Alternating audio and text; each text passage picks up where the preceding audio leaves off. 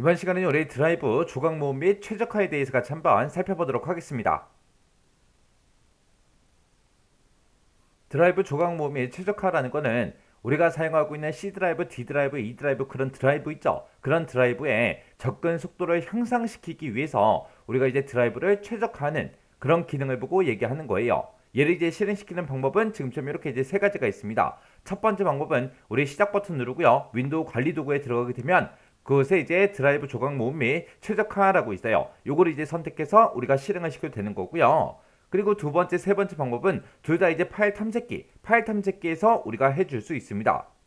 자, 지금쯤 이렇게 이제 파일 탐색기가 있을 때 내가 만약에 뭐 C 드라이브가 있는데 요거를 이제 우리가 드라이브 조각 모음 및 최적화를 하고 싶다. 그랬을 때는 이 해당 드라이브를 내가 선택하게 되면 위쪽에 우리 관리의 우리 드라이브 도구라고 생깁니다. 그러면 이 메뉴를 찾아가게 되면 이곳에 관리라고 있고요. 이곳에 보게 되면 이제 최적화하고 있습니다. 이 최적화 여기서 이제 우리가 클릭을 해도 되는 거고요. 아니면 우리가 C 드라이브 조각 모음 및 최적화를 하겠다라고 했을 때 이 해당 드라이브에서 마우스 오른쪽 버튼 눌러주고요. 여기서 이제 우리가 속성에 들어가 주면 됩니다. 속성에 들어가게 되면 지금처럼 로컬 디스크 C 드라이브의 속성이다 하고 이렇게 이제 떠요. 그럼 여기 보게 되면 이제 여러 가지 탭들이 있는데 그 중에서 우리 도구라는 이 탭이요. 도구라는 이 탭에 가게 되면 지금처럼 드라이브 최적화 및 조각 모음하고 이곳에 이제 있습니다. 그럼 여기서 이제 최적화라는 거 요거 이제 선택해서 우리가 드라이브 조각 모음 및 최적화를 실행해 주면 돼요. 이렇게 해서 우리가 찾아갈 수 있는 방법이 이렇게 세 가지가 있더라라는 거 그거 이제 기억하시면 됩니다. 지금 이렇게 이제 기억 장소가 있을 때 우리가 이제 컴퓨터를 사용하잖아요. 사용해서 내가 만약에 여기다가 이제 A라는 파일을 저장을 시켰어요. 그리고 여기다가 이제 B라는 파일을 저장시키고 C라는 걸 저장시키고 D라는 걸 저장시키고 이렇게 쭉쭉쭉 전부 다 이제 저장을 시켰습니다. 저장만 시켜놓고 우리가 쓰는 게 아니라 중간중간에 이제 삭제도 하겠죠. 그럼 B라는 파일이 들어있던 그 장소에 B라는 파일을 이제 삭제를 했어요. 그리고 이곳에 뭐 E도 있고 이제 F도 있고 여러 가지가 쭉쭉쭉 들어있을 텐데 그때 C라는 것도 이제 우리가 삭제를 했습니다. 그러면 기억 장소 여기에는 이 두 칸은 이제 비어 있는 거죠. 근데 내가 만약에 1번 파일이 하나 있는데 1번 파일의 크기가 이만해요. 이만하면 이 하나의 파일이 이 공간에 다 못 들어가겠죠. 해서 1번 파일에 이만큼의 내용은 우리가 이 자리에 이제 저장을 하고 그리고 나머지 이 부분은 이곳에다가 저장을 시키는 거예요. 그리고 뭐 E라는 파일도 이제 사용하다가 이제 삭제해 버리고요.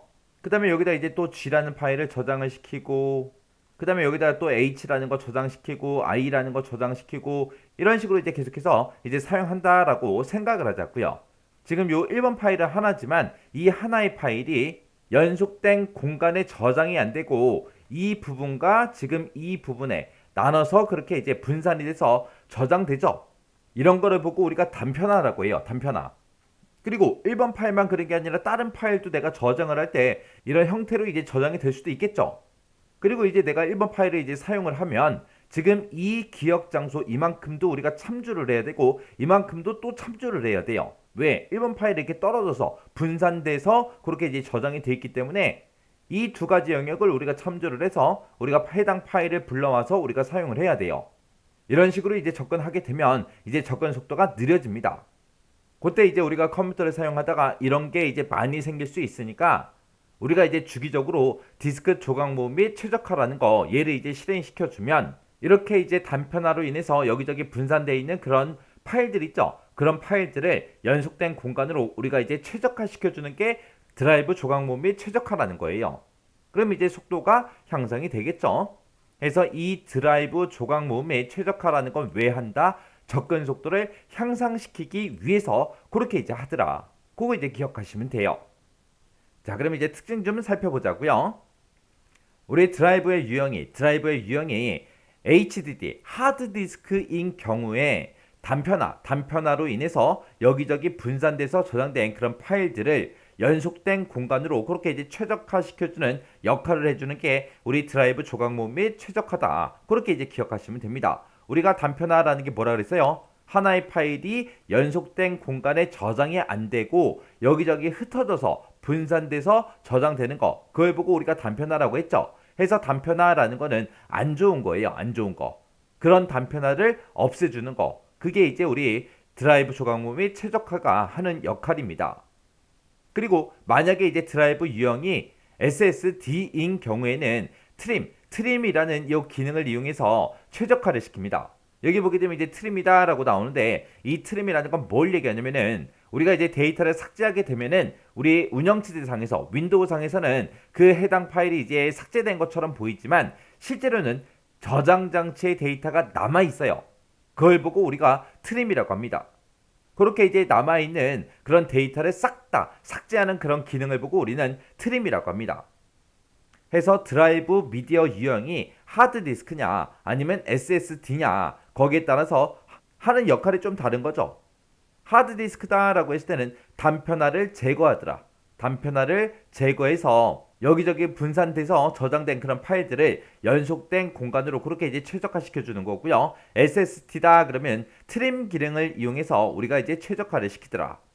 그럼 여기서 얘기하는 트림은 좋은 거예요, 나쁜 거예요? 좋은 거죠.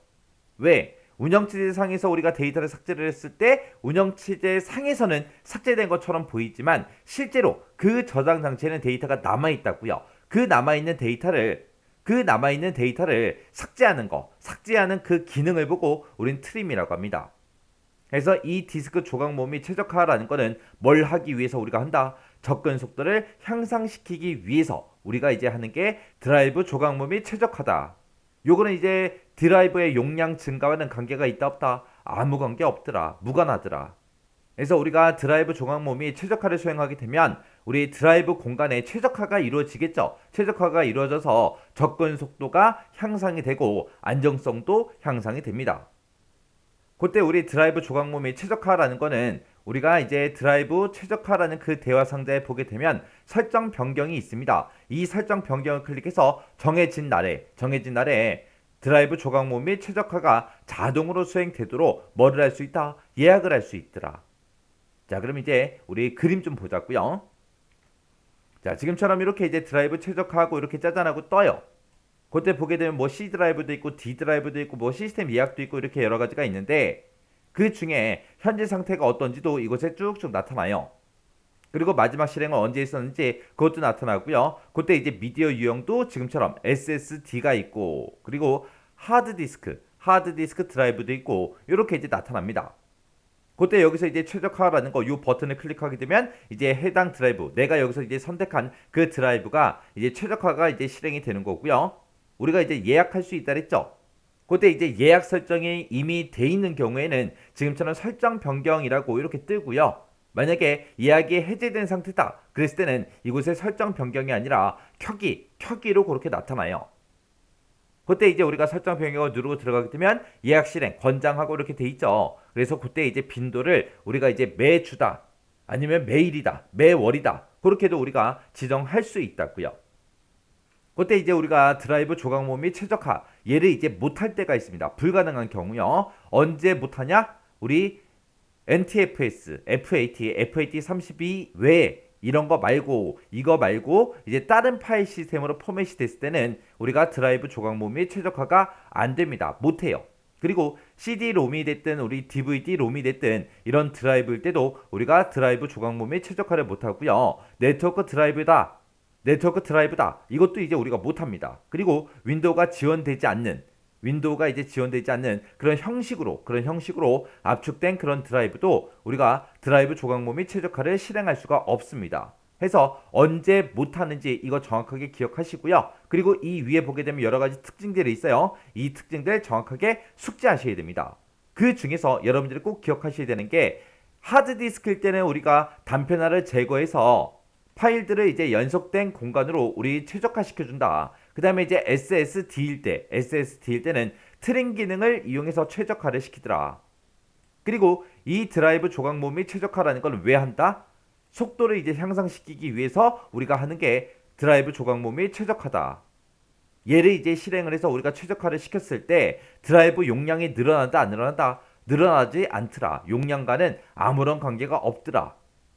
그리고 이런 드라이브 조각 모음 및 최적화도 우리가 예약할 수 있다 없다? 있더라. 예약해서 자동으로 수행되도록 할 수 있는데 그때 이제 매일 아니면 매주 매월 이런 단위로 우리가 할 수 있더라라고 그렇게 이제 기억하시면 돼요. 요 드라이브 조각 모음 및 최적화라는 것도 시험 문제 자주 출제가 됩니다. 자주 출제되기 때문에 여러분들이 이 특징 그리고 불가능한 경우 정확하게 숙지하고 지나가세요.